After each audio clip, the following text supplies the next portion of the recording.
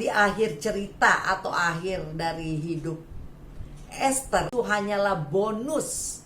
Itu bukan yang utama, masih ada yang lebih utama. Jadi jangan terkecoh karena upah itu hanyalah bonus. So guys, jangan lupa ya like dan share ke teman-teman kalian. Tekan tombol subscribe-nya, nyalakan belnya atau loncengnya. Thanks guys, God bless.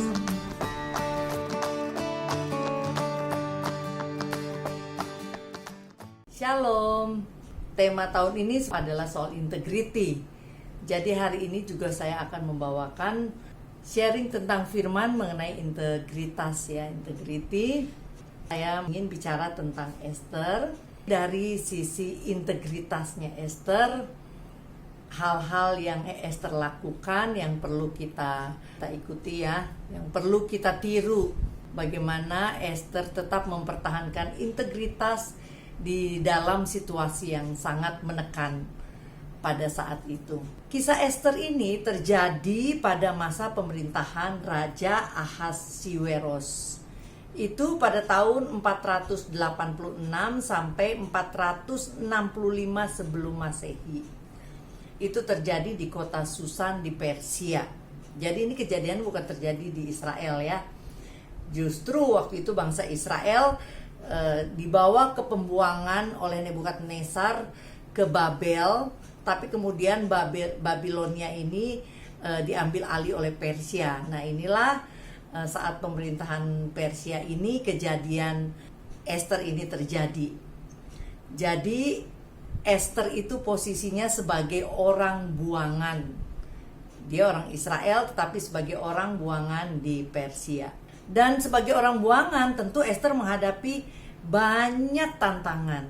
Karena dia orang Israel ya, dia punya hukum dan tradisi yang sangat berbeda dengan tradisi dan kebiasaan orang Persia. Nah, kita sendiri tahu ya, sampai saat ini orang Israel adalah orang yang sangat memegang teguh tradisi dan kepercayaannya, bahkan sampai saat ini.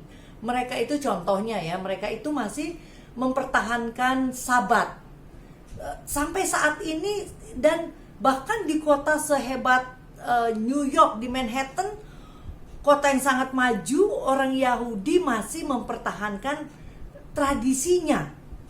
Begitu kuat yang mereka berpegangnya. Nih saya mau kasih satu kesaksian. Dulu saya sama suami beli kamera kan di Manhattan di New York. Nah masuk ke tokonya orang Yahudi, orang Israel. Pas waktu itu hari Jumat sore ya, dia kalau nggak salah udah mau masuk Sabat gitu kan. Padahal masih kurang waktu sekitar 20 atau 30 menit. Tapi kita udah pilih-pilih, pas kita mau bayar, mereka tuh udah gak mau terima. Karena menurut mereka nanti proses bayar, proses catat apa semua, takutnya lebih beberapa menit dari udah keburu masuk Sabat gitu. Sedangkan mereka harus tutup pintu. Jadi meskipun kamera itu yang kita beli itu harganya mahal, cukup mahal lah waktu itu, sekitar $1.400 atau berapa, pokoknya waktu itu rasanya mahal gitu kan. Tapi mereka rela gak terima order hari itu, kendati kita suruh datang nanti setelah Sabat, jadi berapa hari lagi gitu kan, baru mereka mau layani kita. Jadi ini melukiskan bahkan di negeri yang paling modern, salah satu negeri paling modern di dunia, orang Israel tetap teguh memegang prinsip-prinsipnya. Nah itu juga yang terjadi di Persia, apalagi waktu itu ya. Di tengah Esther harus tetap memegang prinsip-prinsip dari Allah Israel, tapi di sisi lain ada kerajaan di mana dia tinggal yang punya peraturan yang berbeda. Jadi di tengah suasana yang berbeda itu, dia bagaimana tetap masih bisa hidup dengan integritas, dengan tetap berpegang pada peraturan yang Tuhan berikan gitu. Sebenarnya suasana Esther waktu itu kalau kita implementasikan dengan saat kita sekarang nggak terlalu berbeda ya. Kita sendiri sekarang adalah ambasador dari kerajaan surga yang dikirim ke dunia, yang mana kita harus pegang peraturan-peraturan sesuai Alkitab, sementara dunia bergerak ke arah yang berbeda. Jadi kita juga sebenarnya berada di satu situasi yang sama menekannya dengan Esther waktu itu. Saat ini ya, kalau kita lihat hampir sama lah, kita hidup di dunia yang mana tradisi dan peraturan dunia semakin hari semakin jauh dengan tradisi dan peraturan Alkitab. Contohnya nih ya, kemarin kan Presiden Biden baru terpilih di Amerika. Nah, di situ dia udah mulai, waktu zaman Trump kan agak tidak memberi lampu hijau terhadap LGBT, tapi Biden sekarang terbuka dengan LGBT. Nah, dengan Amerika terbuka sebenarnya sudah sejak zaman Obama, maka di sana tentu ada peraturan. Kalau negara udah oke, ya semuanya ke bawahnya harus sudah oke. Nah, orang Amerika, pengusaha-pengusaha Amerika ya yang Kristen, yang peraturannya tidak merekomendasikan perkawinan sesama jenis, dihadapkan dengan negara yang mengizinkan perkawinan sesama jenis. Pasti ada benturan, ada tekanan-tekanan. Nah, kira-kira demikianlah keadaannya. Nah, berikutnya kita ya tentu kita tadi akan melihat cara dan prinsip hidup Esther dan Mordekai ya, saudara sepupunya, yang berintegritas di tengah situasi yang menekan. Dan bagaimana respon Esther. Yang berikutnya poinnya adalah saya ingin membahas bagaimana respon Esther dibandingkan dengan respon Haman. Jadi ada dua tokoh dalam kesempatan ini, saya ingin membandingkan dua tokoh, yaitu Esther dan di sisi satu lagi adalah Haman. Esther orang Israel, Haman orang Agag. Bagaimana dari sisi integritas, bagaimana awal dari kisah Esther ini dalam kehidupan Esther dan kehidupan Haman, terus apa respon mereka, responnya Haman dan responnya Esther, kemudian bagaimana akhir cerita di dalam kisah Esther ini yang terjadi dalam kehidupan Esther dan kehidupan Haman. Nah, kita akan melihat awal dari kehidupan mereka berdua ya. Awal dari kehidupan Esther dan Haman. Kalau kita baca dari Esther 2 ayat 6, di sana kita bisa melihat bahwa Esther itu di awal kisah ini mempunyai awalan yang kurang baik, karena di situ dikatakan Esther 2 ayat 6, yang diangkut dari Yerusalem sebagai salah seorang buangan yang turut dengan Yekonya Raja Yehuda, ketika ia diangkut ke dalam pembuangan oleh Raja Nebukadnezar Raja Babel. 2 ayat 7, Mordekai itu pengasuh Hadasa, yakni Esther, anak saudara ayahnya. Sebab anak itu tidak beribu, tidak berbapak, gadis itu elok, perawakannya cantik parasnya. Ketika ibu bapaknya mati, ia diangkat sebagai anak oleh Mordekai. Jadi ini awal cerita mengenai Esther. Esther mempunyai awal cerita yang kurang baik. Ia adalah seorang buangan, orang Israel yang dibuang ke tanah Babel, yang kemudian jadi tanah Persia. Dan bukan hanya dia orang buangan biasa, dia orang buangan yang yatim piatu. Jadi orang tuanya udah gak ada gitu. Jadi bukan suatu awalan yang baik. Dia adalah seorang perempuan lagi. Dan karena dia tidak punya ayah ibu, diangkat oleh sepupunya sendiri, yaitu Mordekai, sebagai anak angkat. Haman justru sebaliknya, dikatakan di sini mengenai Haman justru mempunyai awal cerita yang baik. Dikatakan di sini dalam Esther 3 ayat 1, sesudah peristiwa itu maka Haman bin Hamedata orang Agag dikaruniailah kebesaran oleh Raja Ahasiweros, dan pangkatnya dinaikkan serta kedudukannya ditetapkan di atas semua pembesar yang ada di hadapan Baginda. Jadi awal kisah Haman itu sangat baik. Awal kisahnya dikaruniai kebesaran oleh Raja Ahasiweros, pangkatnya dinaikkan, Bahkan kedudukannya dikatakan di atas semua pembesar yang ada di hadapan Baginda. Nah, itu awalnya Haman. Dan ayat 2, Ester 3 ayat 2 dikatakan, dan semua pegawai raja yang di pintu gerbang istana berlutut dan sujud kepada Haman, sebab demikianlah diperintahkan raja tentang dia. Tetapi Mordekai tidak berlutut dan tidak sujud. Jadi raja udah mengatakan kepada pegawai di pintu gerbang istana, semua kalau Haman lewat semua harus sujud, dikatakan berlutut. Jadi awalnya Haman ini sangat baik ya, dia dihormati, udah naik pangkat lagi. Nah, jadi kita lihat nih dua orang, Ester dan Haman, punya awalan yang berbeda sekali. Tapi nanti akhirnya juga berbeda, karena tergantung dari respon hidup mereka. Tergantung bagaimana mereka mengisi hari-hari mereka, merespon terhadap apa yang ada dalam kehidupan mereka. Nah, hal ini juga penting buat kita semua jemaat Tuhan, bahwa respon kita terhadap apa yang kita hadapi itu bisa mengubah nasib kita, bisa mengubah akhir dari kisah kita. Nah, sekarang kita akan melihat respon dari Ester. Bagaimanakah respon Ester terhadap kehidupannya yang yatim piatu di tanah asing?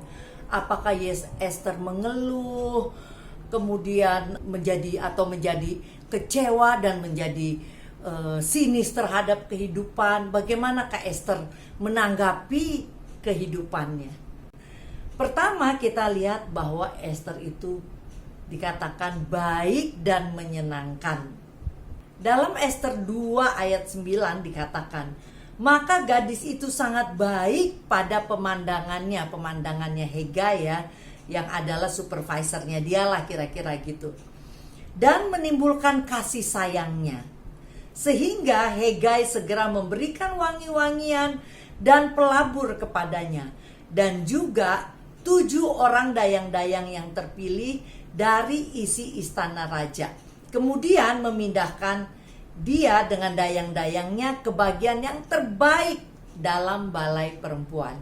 Nah, di sini dikatakan dalam bahasa Inggris, kalau dalam bahasa Indonesia dikatakan maka gadis itu sangat baik pada pemandangan Hegai, tapi dalam bahasa Inggris dikatakan she pleased him and won his favor. Jadi Ester menyenangkan, bisa membuat orang senang, menyenangkan hatinya Hegai, sehingga dia memenangkan kemurahan hatinya Hegai. Respon Ester yang pertama adalah dia baik, dia mau dan bisa menyenangkan orang karena kebaikannya.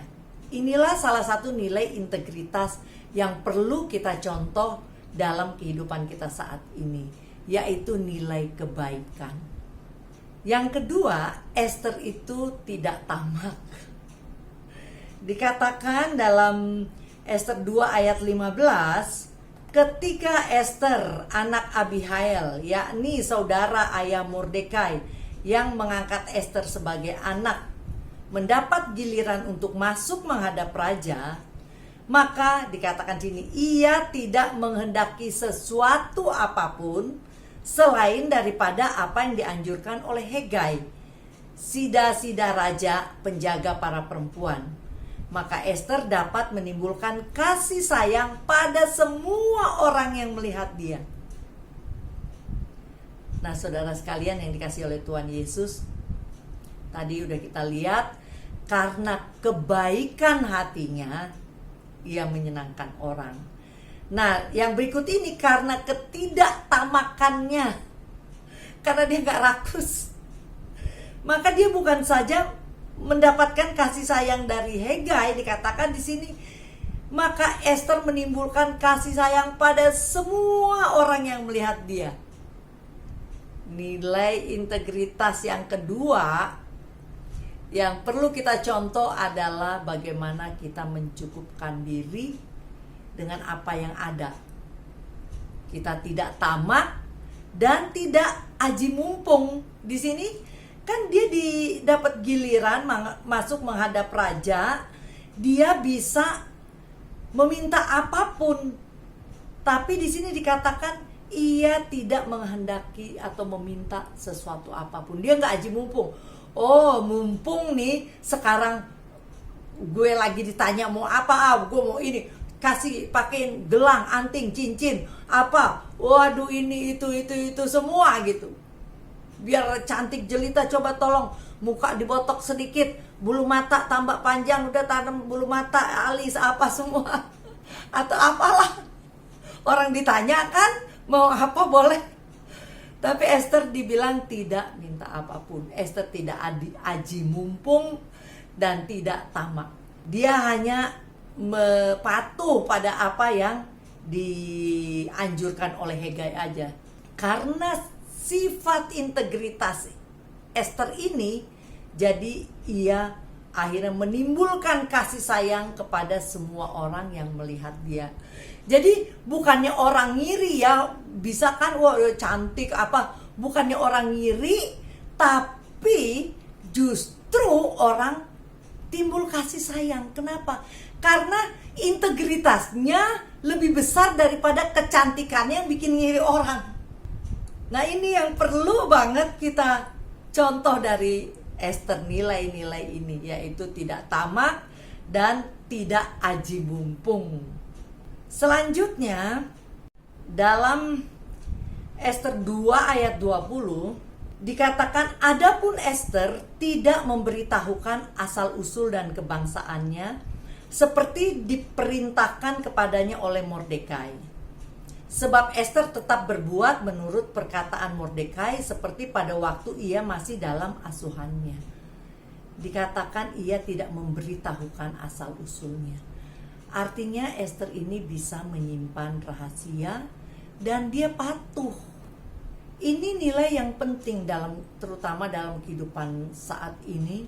Kita harus bisa menyimpan rahasia di tengah dunia yang sekarang banyak sekali orang penggosip-penggosip dan hoaks-hoaks dan sebagainya. Di tengah situasi seperti ini kita harus bisa menahan diri, menahan hati. Kita harus tetap bisa menjaga rahasia, jangan keseret untuk ikut bergosip dan membuka rahasia. Apakah rahasia tentang keburukan orang atau keburukan hamba Tuhan atau rahasia apa yang tidak baik gitu yang emang benar-benar harus disimpan. Kita harus bisa simpan rahasia dan bisa dipercaya. Dan juga dikatakan menurut perkataan Mordekai seperti pada waktu ia masih dalam asuhannya. Jadi meskipun Esther ini udah tidak di dalam asuhan Mordekai karena dia udah pindah ke tempat para calon istri raja, tapi dia masih memegang kepatuhan itu. Jadi dia nggak, ini aku udah bebas, aku mau apa gitu, suka-suka. Wah ini, di sini tempat banyak apa-apa yang aku mau ada, aku mau bebas gitu. Nggak mau, aku mau ambil keputusan sendiri. Udah bosen, aku kasih tahu ini itu. Sekarang aku bebas mau ambil. Enggak, Esther enggak seperti itu. Dia tetap punya kepatuhan dan dia bisa simpan rahasia. Yang berikutnya, Esther ini punya hati yang peduli. Ini dalam Esther 4 ayat 4. Ketika dayang-dayang dan sida-sida Esther memberitahukan hal itu kepadanya, maka sangatlah risau hati sang ratu, maksudnya Ratu Esther. Lalu dikirimnyalah pakaian supaya dipakaikan kepada Mordekai dan supaya ditanggalkan kain kabungnya daripadanya, tetapi Mordekai tidak menerimanya. Maka Esther memanggil Hathach, salah seorang sida-sida raja yang ditetapkan baginda melayani dia, lalu memberi perintah kepadanya menanyakan Mordekai untuk mengetahui apa artinya dan apa sebabnya hal itu. Jadi Esther ini meskipun waktu itu Esther udah jadi ratu ya, dia tetap peduli karena dia lihat di sana Mordekai saudaranya itu memakai kain kabung. Dan dia juga nggak ngerti kenapa ya, dia belum mengerti betul gitu. Jadi dia diberikan pakaian, dikirimkannya lah pakaian. Dia care, dia peduli. Nggak mentang-mentang, wah aku sekarang udah jadi ratu, mau semau gue gitu kan. Nggak, tapi dia tetap peduli. Nah, nilai-nilai seperti ini sangat penting bagi kita saat ini, di sini, di dunia sekarang, di mana orang-orang banyak sekali yang sangat mementingkan diri sendiri. Semuanya hanya terfokus kepada diri sendiri, nggak peduli orang lain. Yang penting aku hebat, yang penting aku cantik, yang penting aku berkecukupan, dan aku. Tapi nilai ini masih dimiliki Esther, yaitu nilai kepedulian. Selain itu, nilai lain yang dimiliki oleh Esther adalah ia adalah orang yang berani. Bahkan sampai taruhan nyawa dia berani. Dia mau berkorban. Dan ya tadi itu, dia tidak mementingkan diri sendiri. Itu kita bisa baca di Esther 4 ayat 16. Dikatakan, pergilah, kumpulkanlah semua orang Yahudi yang terdapat di Susan, dan berpuasalah untuk aku. Jangan makan, jangan minum 3 hari lamanya. Baik waktu malam, baik waktu siang. Aku serta dayang-dayangku pun akan berpuasa demikian. Dan kemudian aku akan masuk menghadap raja. Sungguh pun berlawanan dengan undang-undang. Kalau terpaksa aku mati, biarlah aku mati. Wah, hebat ya. Udah berada dalam posisi yang enak. Seorang ratu, tinggal ratu dari waktu itu 127 negara kalau nggak salah, itu dari India sampai Ethiopia. Jadi suatu kerajaan yang sangat besar. Dia udah jadi ratunya yang tinggal tunjuk ini itu, tinggal enak. Tapi lihat Esther ya, bener-bener orang yang sangat berintegritas.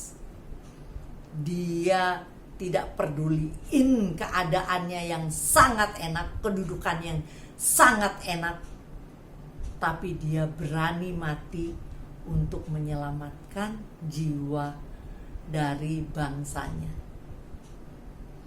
Dia berani berkorban, bukan hanya meninggalkan kedudukannya sebagai ratu, jauh lebih dari itu. Dia bahkan dikatakan di sini, kalau terpaksa aku mati, biarlah aku mati.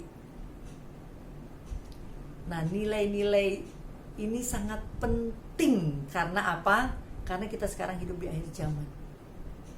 Bisa terjadi di mana kita harus bilang, demi nama Yesus, kalau aku harus mati, ya aku mati. Harus punya keberanian seperti itu. Kalau kita ingin hidup berintegritas, kita berani hidup untuk Yesus, kita juga harus berani mati untuk Yesus. Kalau kita lihat sekarang ini, persekusi terhadap orang-orang Kristen di seluruh penjuru dunia udah banyak terjadi.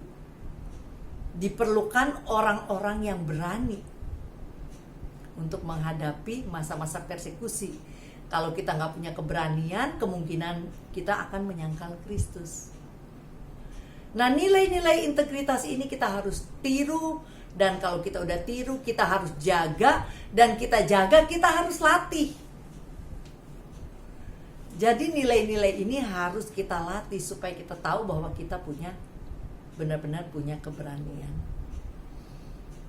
Bagaimana cara melatihnya? Ya, melatihnya dari hal-hal kecil. Berani nggak nipu, misalkan.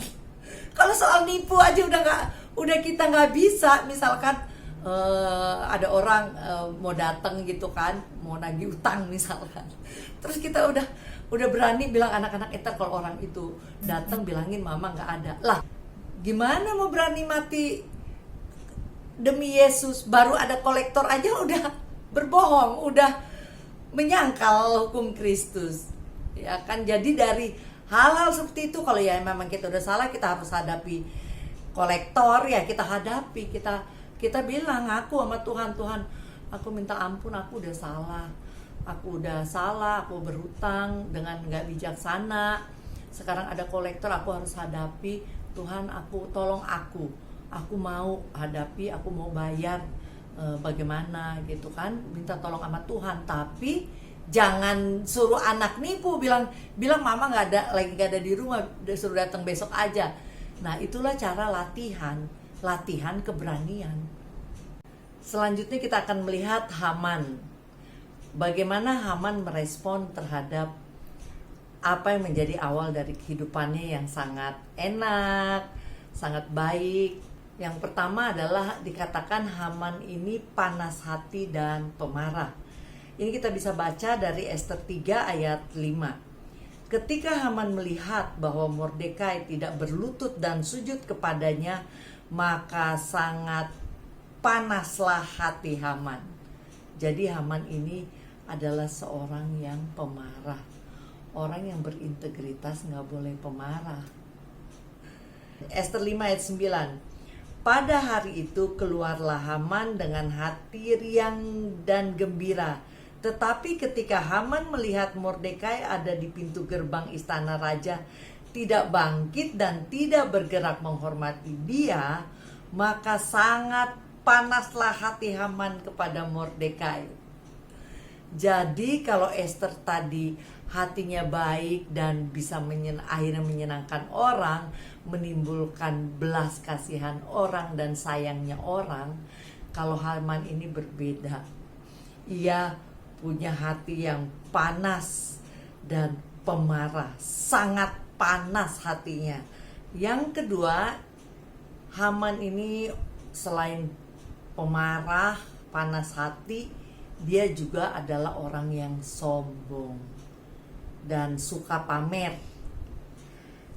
Ester 3 ayat 6 dikatakan, tetapi ia menganggap dirinya terlalu hina untuk membunuh hanya Mordekai saja.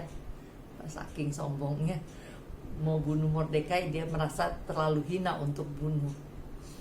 Karena orang telah memberitahukan kepadanya kebangsaan Mordekai itu. Jadi Haman mencari ikhtiar memunahkan semua orang Yahudi, yakni bangsa Mordekai itu, di seluruh kerajaan Ahasiweros. Jadi Haman ini sangat sombong. Dia bilang dia merasa dirinya terlalu hina untuk membunuh hanya Mordekai. Ester 5 ayat 11. Maka Haman menceritakan kepada mereka itu besarnya kekayaannya, banyaknya anaknya laki-laki, dan segala kebesaran yang diberikan raja kepadanya, serta kenaikan pangkatnya di atas para pembesar dan pegawai raja.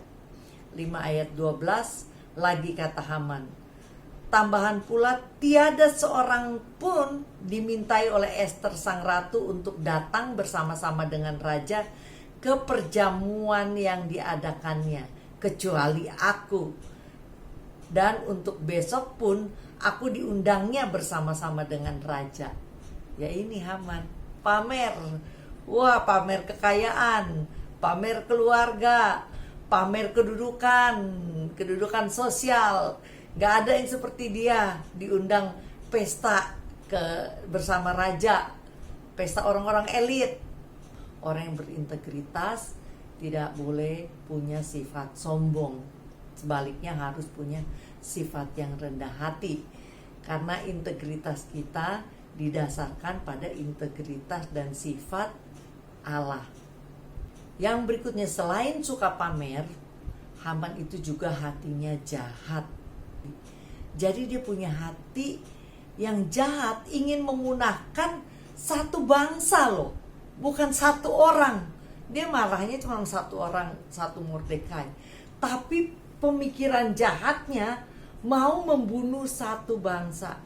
Bayangkan orang ingin membunuh satu bangsa, memunahkan semua orang Yahudi. Betapa jahatnya ya. Dan yang berikutnya bukan hanya jahat, Haman ini memandang kejahatan sebagai kebaikan. Nah ini dari ayat pasal 5 ayat 14. Lalu kata Seres istrinya dan semua sahabatnya kepadanya, suruhlah orang membuat tiang yang tinggi 50 hasta dan persembahkanlah besok pagi kepada raja, supaya Mordekai disulakkan orang pada tiang itu. Kemudian dapatlah engkau dengan bersukacita pergi bersama-sama dengan raja ke perjamuan itu. Nah ini dia nih, hal itu dipandang baik oleh Haman, lalu ia menyuruh membuat tiang itu. Bapak ibu saudara sekalian, kalau kita waras ya, kita tahu usulan itu bukan usulan yang baik. Mana ada sih usulan membangun tiang sulak untuk mensulakkan orang dan itu dianggap baik. Itu yang namanya kejahatan dipandang sebagai kebaikan. Kejahatan ya tetap kejahatan, meskipun itu mungkin menguntungkan kita ya. Kayak dalam kisah ini mungkin Haman merasa diuntungkan kalau nggak, karena dia ingin balas dendam dengan Mordekai gitu. Jadi usulan itu dianggap baik.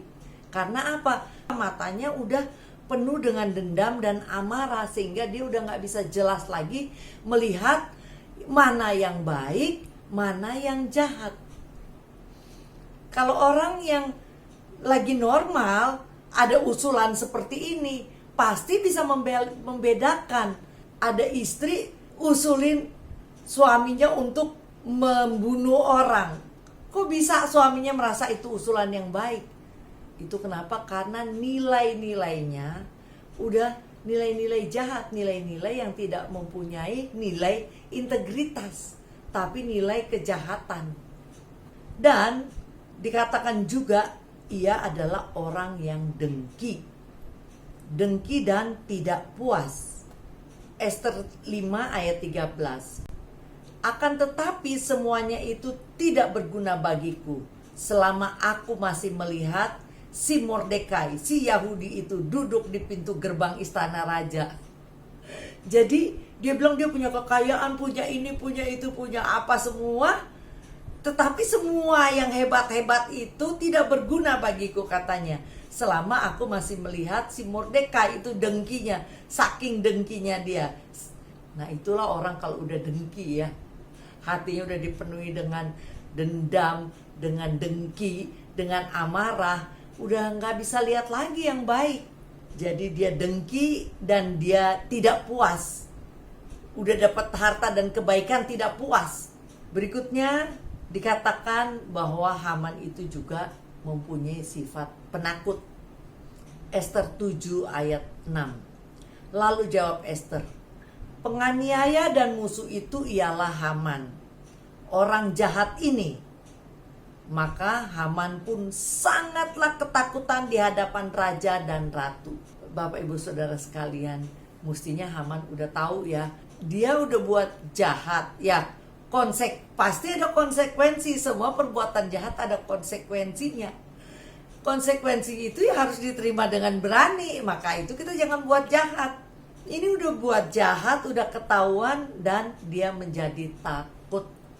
Dikatakan sangat ketakutan. Berbeda sekali dengan Ester, udah buat baik, sangat baik, tapi malah berani mati. Nah, kita sudah melihat bagaimana Ester mengisi atau meresponi kehidupannya dan Haman meresponi kehidupannya. Kita sudah melihat bagaimana Ester meresponi dengan nilai-nilai yang penuh dengan integritas, penuh ketulusan, penuh kebaikan, dan hal-hal yang patut kita contoh. Sedangkan Haman yang awalnya sangat baik, keadaannya sangat hebat, naik pangkat dan sebagainya, tapi justru meresponinya dengan tidak baik, dengan nilai-nilai yang sama sekali tidak ada nilai ketulusan, nilai kebaikan, tidak ada integritas. Selanjutnya kita akan melihat akhir dari kisah ini. Dikatakan Ester dikasihi lebih dari yang lain. Tadi ayatnya kita udah baca ya. Dan ia karena kebaikannya, karena nilai-nilai integritasnya, ia diangkat jadi ratu. Ia dimuliakan. Dan dikatakan bukan hanya dimuliakan, dikatakan harta Haman diberikan kepada Ester. Ester 8 ayat 1, pada hari itu juga Raja Ahasiweros mengaruniakan harta milik Haman, seteru orang Yahudi, kepada Ester sang ratu, dan Mordekai masuk menghadap raja karena Ester telah memberitahukan apa pertalian Mordekai dengan dia. Jadi Ester udah diangkat jadi ratu, dikasih harta dari orang fasik, orang yang ingin membunuh sepupunya, saudaranya. Dan karena nilai-nilai yang dipegang oleh Ester, Ester menikmati upahnya dari kebaikannya, dari integritas yang ia lakukan dalam menanggapi kehidupan. Bukan hanya dirinya yang menikmati. Dikatakan bahwa Mordekai jadi orang nomor 2 di kerajaan Persia. Dia diangkat pangkatnya, jabatannya. Bukan itu saja, kita bisa lihat di Ester 9 ayat 4 dikatakan, sebab Mordekai besar kekuasaannya di dalam istana raja, dan tersiarlah berita tentang dia ke segenap daerah, karena Mordekai itu bertambah-tambah besar kekuasaannya. Dan Ester 10 ayat 3, karena Mordekai orang Yahudi itu menjadi orang kedua di bawah Raja Ahasiweros, dan ia dihormati oleh orang Yahudi serta disukai oleh banyak sanak saudaranya, sebab ia mengikhtiarkan yang baik bagi bangsanya dan berbicara untuk keselamatan bagi semua orang sebangsanya.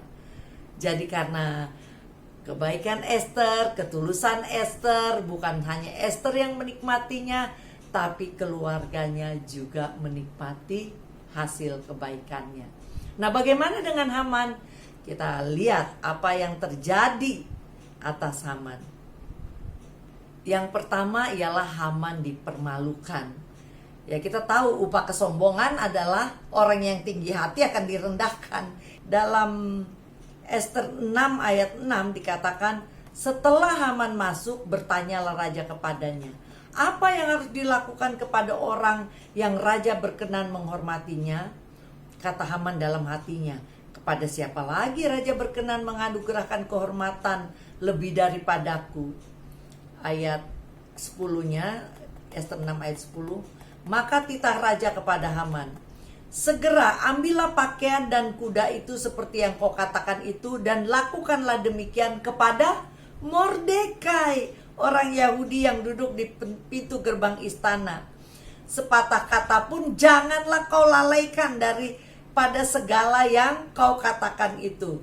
Lalu Haman mengambil pakaian dan kuda itu, dan dikenakan pakaian itu kepada pakaian kehormatan itu, tepatnya kepada Mordekai. Kemudian diaraknya Mordekai melalui lapangan kota itu, sedang ia menyerukan di depannya, beginilah dilakukan kepada orang yang raja berkenan menghormatinya. 6:12, kemudian kembalilah Mordekai ke pintu gerbang istana raja, tetapi Haman bergegas-gegas pulang ke rumahnya dengan sedih hatinya dan berselubung kepalanya karena malu.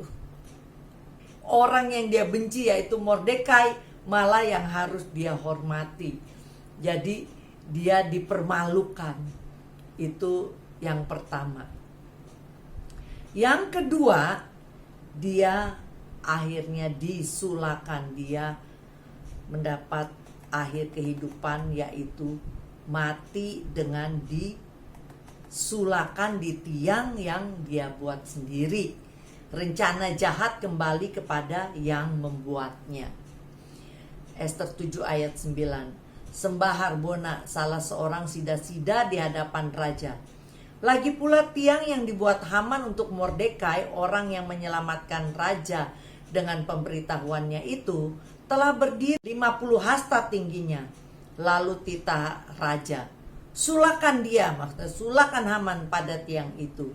Kemudian Haman disulakan pada tiang yang didirikannya untuk Mordekai. Akhirnya Haman berakhir dengan kematian di tiang disulak, yang mana tiangnya itu dia buat sendiri untuk orang lain. Dikatakan dalam Ester 9 ayat 10 dan ayat 14 bahwa keluarganya juga terima akibat kejahatan Haman, yaitu anak-anaknya sendiri. Ester 9 ayat 10. Ke-10 anak laki-laki Haman bin Hamedata, seteru orang Yahudi, dibunuh oleh mereka. Tetapi kepada barang rampasan tidaklah mereka mengulurkan tangan. 9:14. Raja pun menitahkan berbuat demikian, maka undang-undang itu dikeluarkan di Susan, dan ke-10 anak Haman disulakan orang. Jadi demikian awal dan akhir dari Ester dan Haman. Jadi dua keluarga juga menikmati hasil atau upah dari apa yang keluarganya lakukan. Sekarang kita telah melihat Ester dan Haman, dan tentu kita pasti udah mengambil keputusan, saya akan ikut Ester, ya kan? Gak ada yang mau ikut Haman kan? Pasti semua ingin mengikuti seperti Ester, hidup dengan nilai-nilai integritas. Nah, pertanyaannya, kenapa harus berintegritas? Kita mencontoh untuk hidup berintegritas bukan karena kita melihat berkat atau cerita akhir dari hidup Ester atau Haman. Kita mau ikut Ester bukan karena kita mencari berkatnya, karena yang lebih dari itu yang harus kita cari adalah sesuatu yang lebih penting nilainya. Berkat di akhir cerita atau akhir dari hidup Ester itu dan Mordekai itu hanyalah bonus. Itu bukan yang utama, masih ada yang lebih utama. Jadi jangan terkecoh karena upah itu hanyalah bonus. Dan apakah yang terpenting? Yang terpenting sesuai apa yang tertulis dalam tema tahun ini mengenai integrity. Siapakah yang boleh naik ke atas gunung Tuhan? Siapakah yang boleh berdiri di tempatnya yang kudus? Orang yang bersih tangannya dan murni hatinya, yang tidak menyerahkan dirinya kepada penipuan, yang tidak bersumpah palsu, dialah yang akan menerima berkat dari Tuhan dan keadilan dari Allah yang menyelamatkan dia. Jadi yang utama adalah yang tertulis di sini, yaitu untuk boleh naik ke gunung Tuhan, untuk boleh berdiri di tempatnya yang kudus. Dan ayat yang berikutnya dari Mazmur 41 ayat 13, tetapi aku, ya Tuhan, Engkau menopang aku karena ketulusanku, karena integritasku. Engkau membuat aku tegak di hadapan-Mu untuk selama-lamanya. Jadi tujuan yang berikutnya adalah untuk supaya kita bisa tegak di hadapan Tuhan untuk selama-lamanya. Itu yang paling penting sekali lagi, yaitu untuk bisa berdiri di atas gunung Tuhan, selalu berada bersamanya, dan boleh berdiri di tempatnya yang kudus dan berdiri tegak di hadapan Tuhan selama-lamanya. Tanpa integritas, orang gak akan bisa berdiri di gunung Tuhan, berdiri tegak di hadapan Tuhan. Karena Tuhan adalah Tuhan yang penuh kekudusan, penuh kebaikan. Nah, kalau kita udah mampu berdiri di hadapan Tuhan, kita udah dilayakkan, dimampukan berdiri di hadapan Tuhan, maka segala sesuatu yang baik-baik akan mengikuti kita, tetapi sebagai bonus, bukan sebagai tujuan utamanya. Jadi demikian firman Tuhan hari ini. Hendaklah setiap kita mempersiapkan diri supaya kita siap. Apakah karena sekarang kita sedang menanti kedatangan Tuhan Yesus, apakah saat Tuhan Yesus datang kita bisa kuat, siap, berdiri tegak di hadapan Tuhan, atau saat sewaktu-waktu Tuhan memanggil kita, kita kuat, siap, berdiri di hadapan Tuhan karena kita hidup dengan integritas. Amin. Jadi ambillah keputusan untuk hidup dengan integritas. Mari kita bersatu dalam doa. Bapa di surga, kami mengucap syukur Tuhan atas pelajaran yang Kau berikan pada hari ini tentang integritas yang ditunjukkan oleh Esther dan juga Mordekai.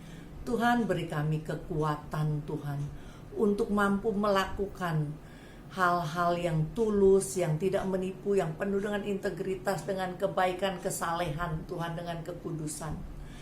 Di tengah dunia yang penuh pencobaan, dunia yang penuh ujian, di tengah dunia yang sangat kuat untuk menarik kami untuk berbuat sesuatu yang melanggar hukum-Mu.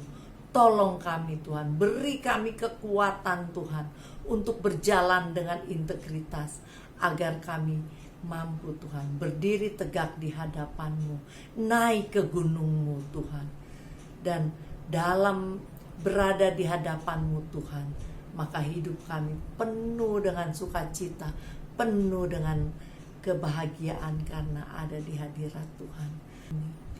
Tuhan, kami serahkan semuanya ke dalam tangan-Mu, dan kami mengucap syukur Tuhan atas segala hal yang telah Engkau berikan dalam kehidupan kami, sehingga melewati pandemi kami masih bisa bertahan, bahkan masih bisa mendengar dan men-sharingkan firman-Mu.